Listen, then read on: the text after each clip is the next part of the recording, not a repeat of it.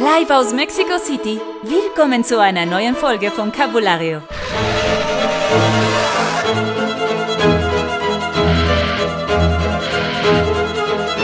Meine Damen und Herren, für euch Carlos Vallarta.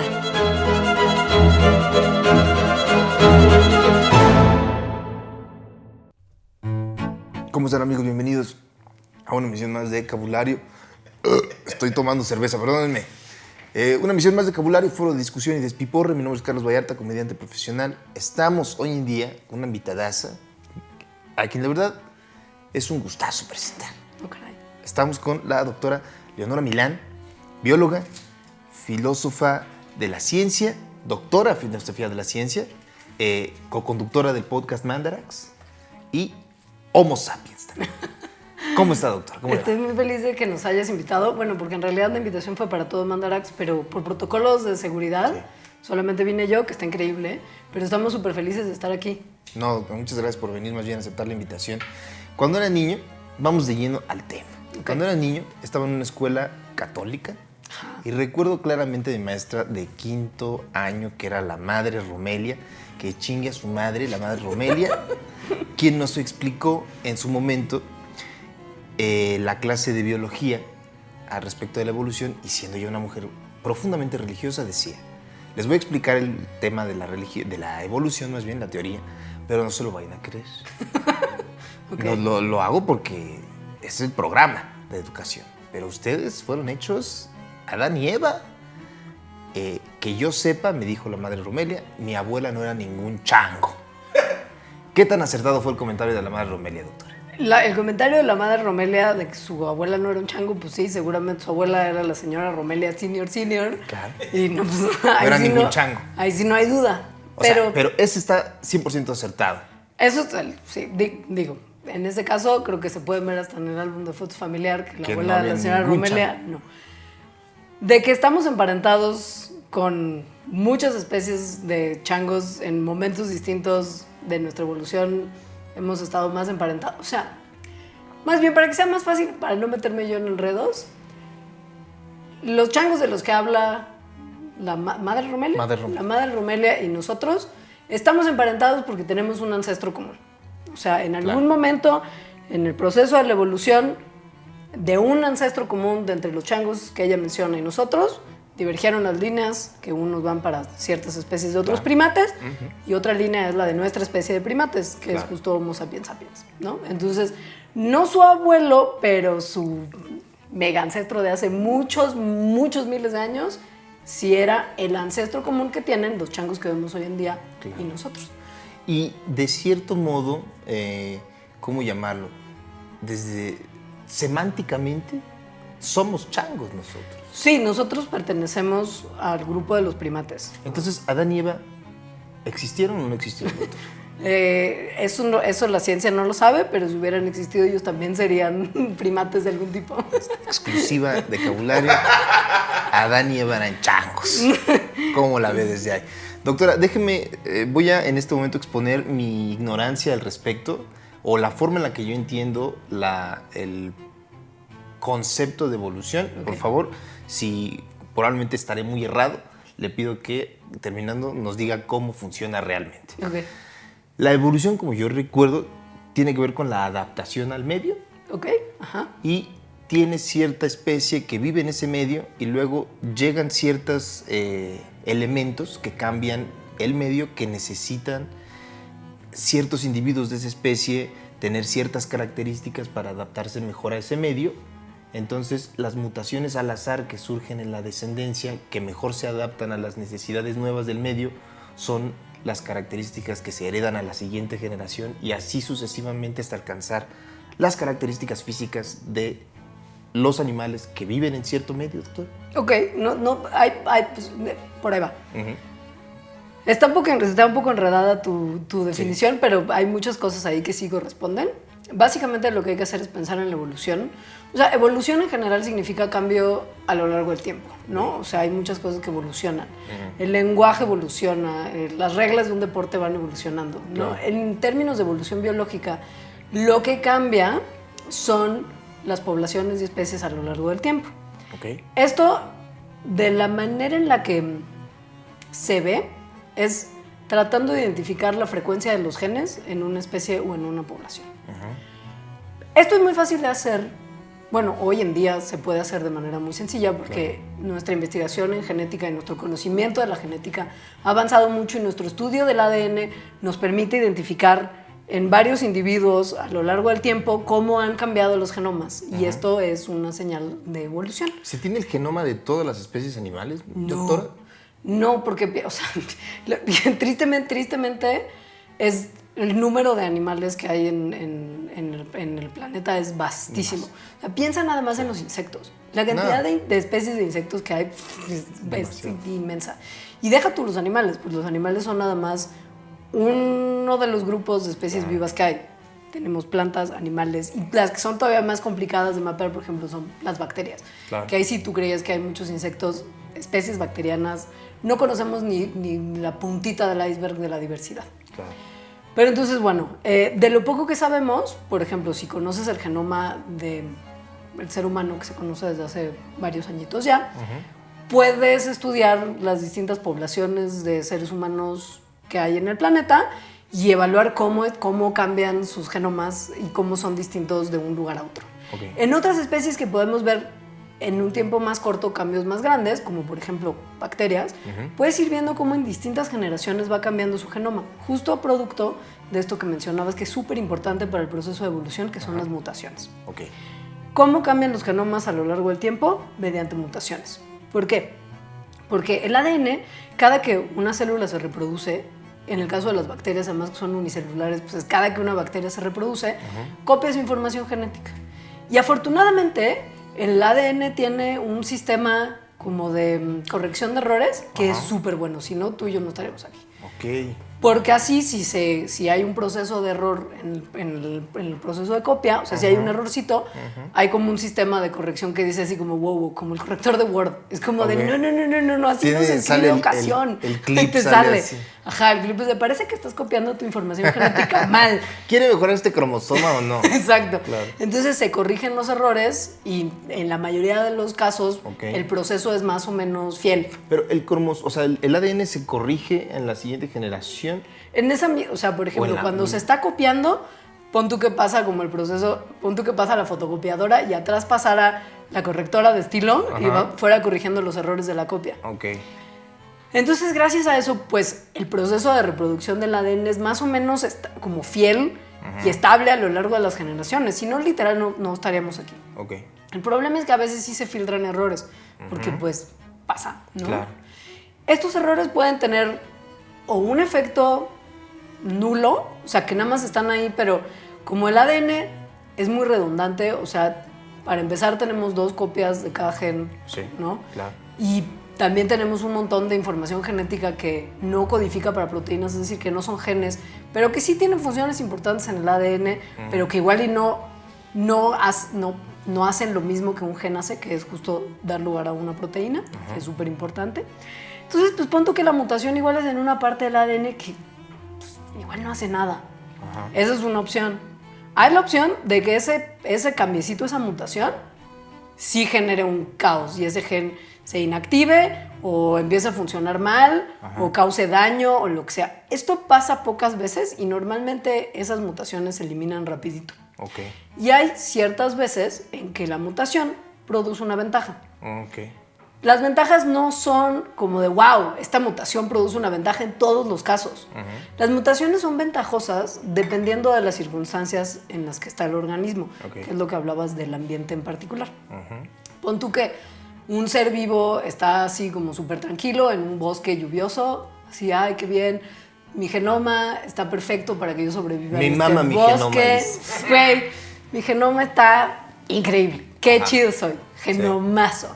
Pero de repente llega como así un grupo de humanos bastardos malévolos y talan ese bosque y entonces el organismo es como de, güey, ya no tengo mi bosque y ahora estoy en un lugar como erosionado y me llega la luz distinto y ya no, mi genoma que estaba chido antes ya no está tan chido. Para el medio en el que estoy para las condiciones ambientales en las que están. Claro.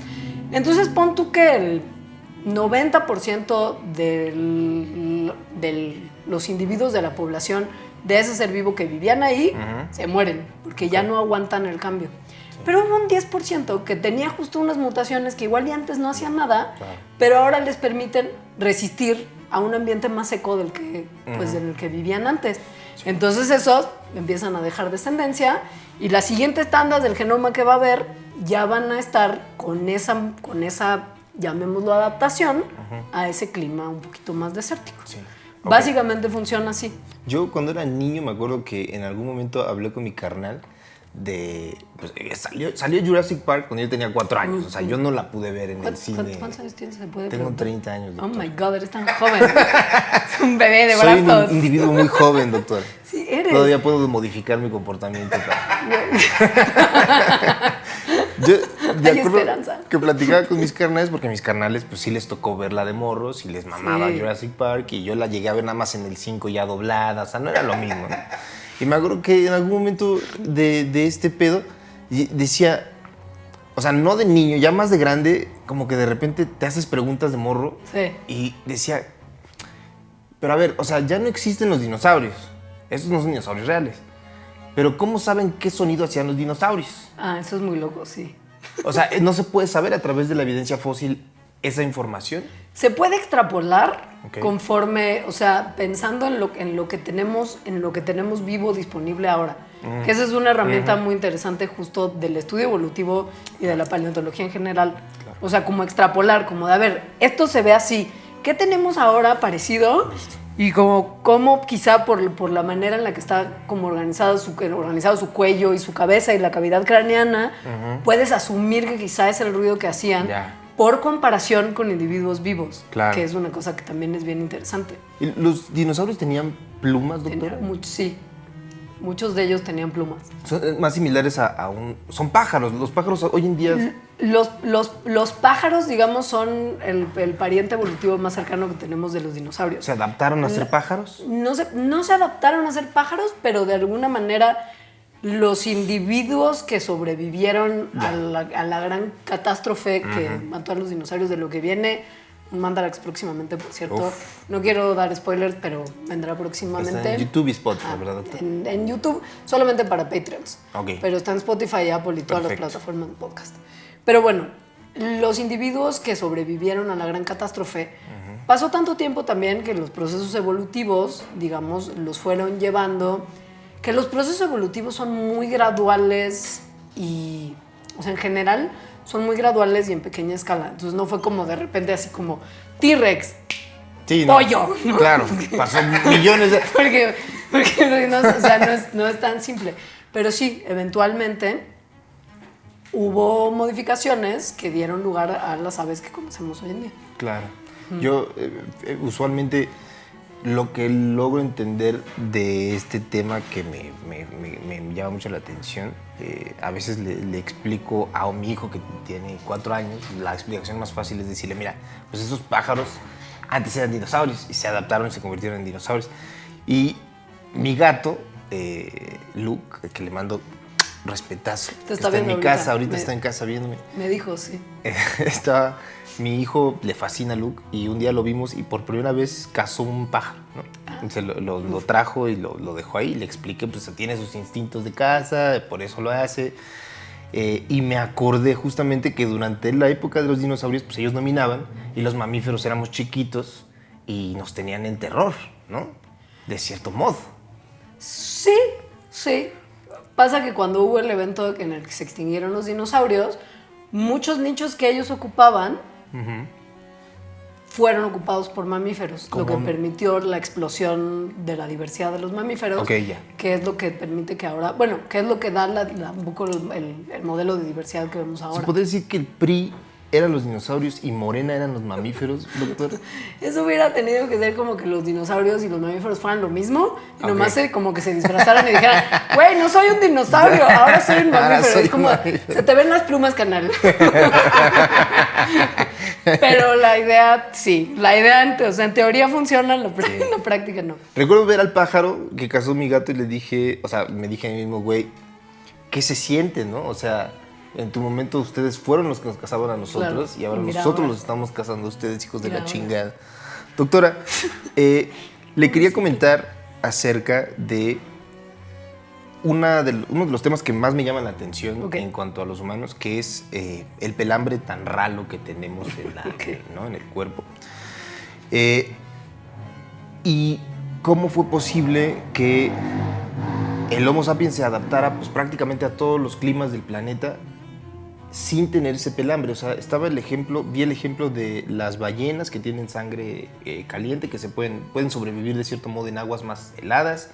Está el ejemplo del oso polar que tiene pelambre, las focas que tienen una capa de grasa que les cubre del frío, pero el humano en realidad, ¿cómo es posible la adaptación a climas fríos? Porque hay gente que es muy peluda. Está Alexis, por ejemplo, que es un tipo muy peludo. Está mi tío Horacio Almada, que lo vamos a ver en esta foto, que es un tipo peludo.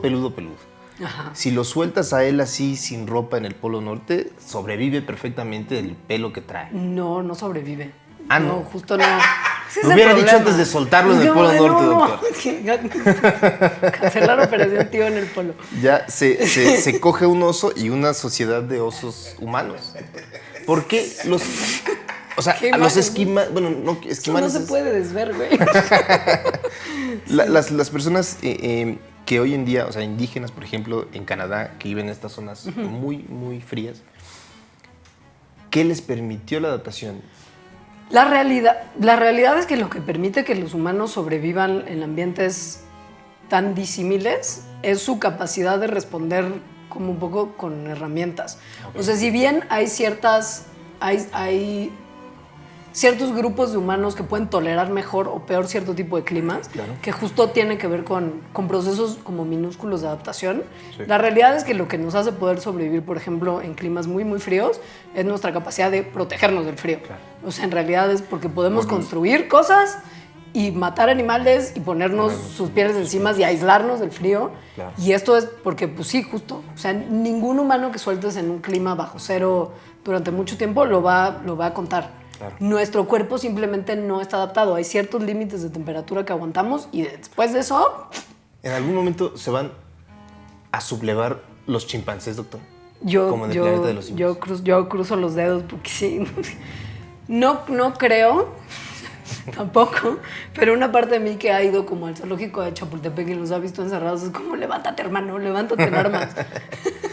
Pero no, la verdad es que a la fecha yo creo que lo que más se va a levantar contra nosotros es lo que en las últimas décadas, cientos de años incluso, se ha levantado contra nosotros, que son los microorganismos. Okay. O sea, esos sí son nuestro máximo dolor de cabeza. Saludos, pandemia, COVID. Esto fue grabado ahorita, en momento de pandemia. Estamos metidos en ese momento. Sí, creo que esos son nuestros principales rivales.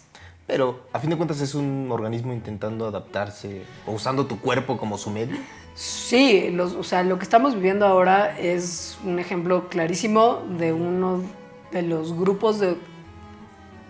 Es que ahí entra todavía también la duda de qué son los virus, de si son seres vivos o no, porque hay una polémica muy grande de eso. Uh-huh. Pero llamemos los organismos por fines prácticos. Es un organismo tratando de sobrevivir y justo sacándole provecho a las adaptaciones que le permiten sobrevivir mejor en las circunstancias en las que vive. O sea, estamos viendo, esto es súper interesante porque lo que estamos viviendo en momentos COVID es como una especie de ventanita a la evolución en tiempo real, que no es fácil ver, porque normalmente la mayoría de los procesos evolutivos toman miles de años. Y ahorita estamos viendo procesos evolutivos ocurrir frente a nuestros ojos. ¿En un año? En un año. Ya, se ha hablado en un episodio de Show de Don Peter, que es un podcast que se graba aquí también, de las diferentes cepas de las estaciones del metro, Alexis. No sé si recuerdas. La cepa Valderas. Es un pequeño dato ahí, doctora, que quería... hasta a la fecha, ¿qué se sabe del SARS-CoV-2? ¿Puede infectar por ejemplo, a un chimpancé, doctor? Ha habido casos de animales no humanos infectados con justo el SARS-CoV-2 que ahora identificamos como que es humano, ¿no? Okay. Ese es un poco el problema de las enfermedades que se conocen como zoonóticas, que son las que brincan de animales a humanos y se establecen en poblaciones de humanos. Yeah. Que muchas veces no se quedan nada más en humanos. Pues como tampoco se quedaron en la especie donde estaban al principio, ¿no? Sí.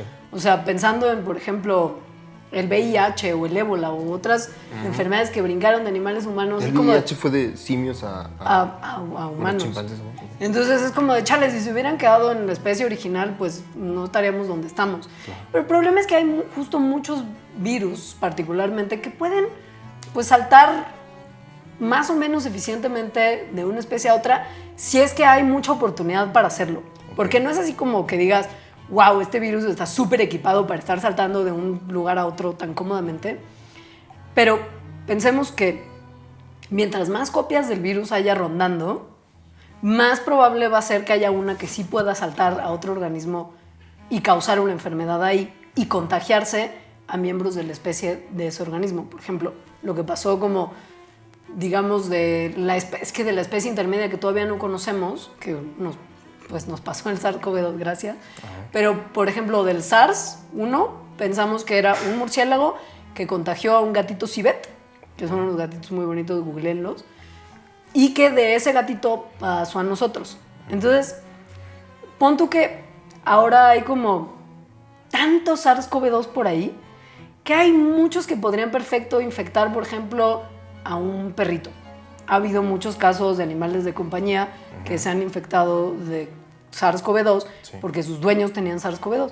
Porque quizá el tipo de SARS-CoV-2 que tenía el dueño, resulta que después de estar en constante reproducción adentro del dueño, y el dueño tosiéndole al perro en la cara, porque ay, chiquito, dándole besitos. O un hornazo, como luego horneas a tu perro, ¿no? No se recomienda. Si yo pudiera dar una recomendación, no horneen a su perro. No les hace bien, pobre perrillo. Pero bueno, entonces quizá hubo un par de copias del virus que dijeron, wow, aquí en el perro yo puedo perfecto también reproducirme y causar la enfermedad. Entonces sí, pueden estar brincando, sobre todo si hay tanto, puede haber copias del virus que tengan una mutación que sí les permita infectar de vuelta a otro animal. Lo que es muy problemático con esto es que, a diferencia de otras enfermedades como la viruela, que se logró erradicar con vacunas, es que el único hospedero posible era el humano. Entonces, una vez que un grupo importantísimo de humanos estaba vacunado, pues ya estuvo. No más viruela porque pues hasta ahí llegó, porque no tiene otro hospedero.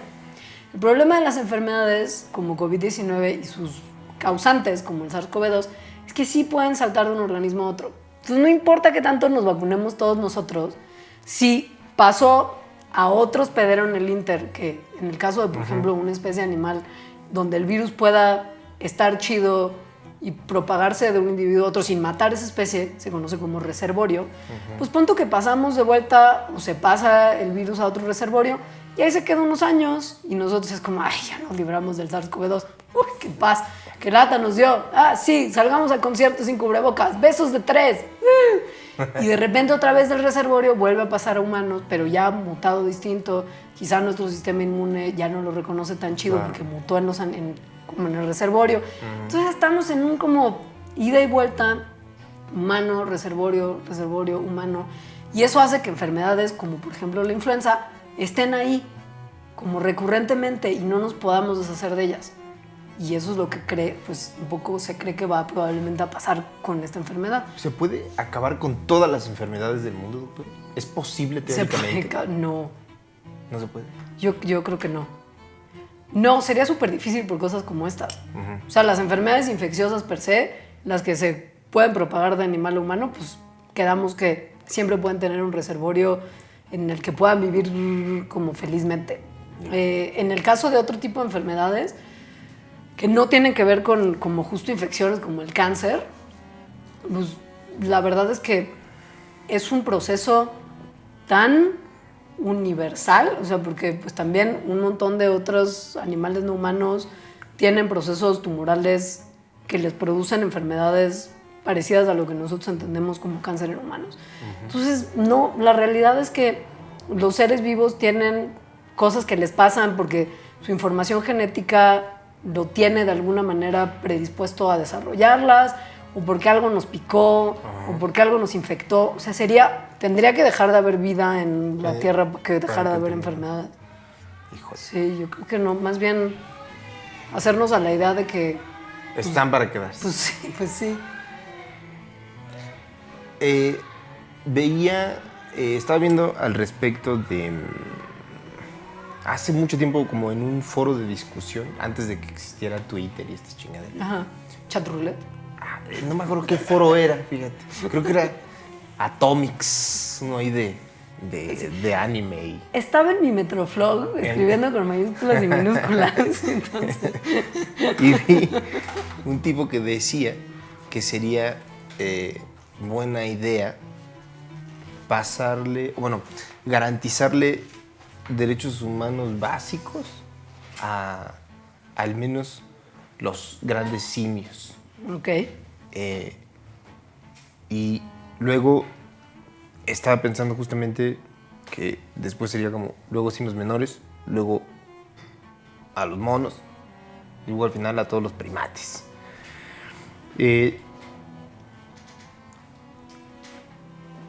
Eso significaría que no se podrían como pues, matar, tendrían derecho a la vida, a la libertad, y de ahí tal vez se extenderían a otros animales por no sé qué tipo de razonamiento se tendría para poder extender ese tipo de derechos a otros animales, pero ¿no es un poco más o menos la ideología o el razonamiento que tienen algunas personas que son veganas, doctora? O no sé. Sí, a lo largo de la historia los humanos hemos ido interactuando con otros animales no humanos de diversas formas.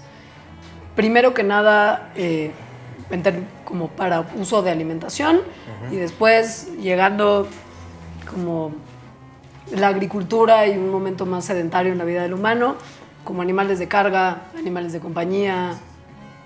Hemos tenido una relación muy larga con los animales. A ver, también previo, pues, para protegernos de ellos, era como, pues, celo yo.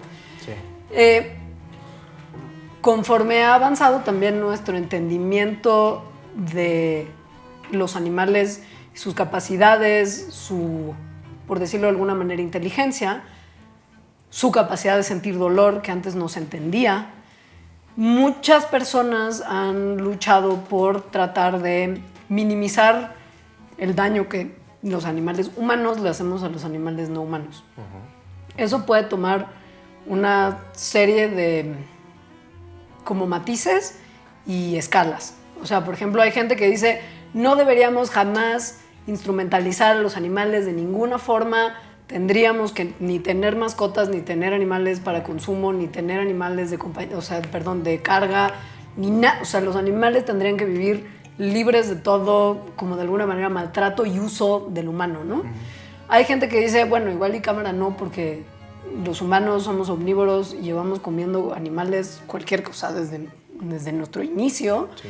Entonces, podríamos quizás seguir comiendo animales, pero no usarlos para otras cosas, como no zapatos de piel o no experimentación para maquillaje o no experimentación para medicina, qué sé yo.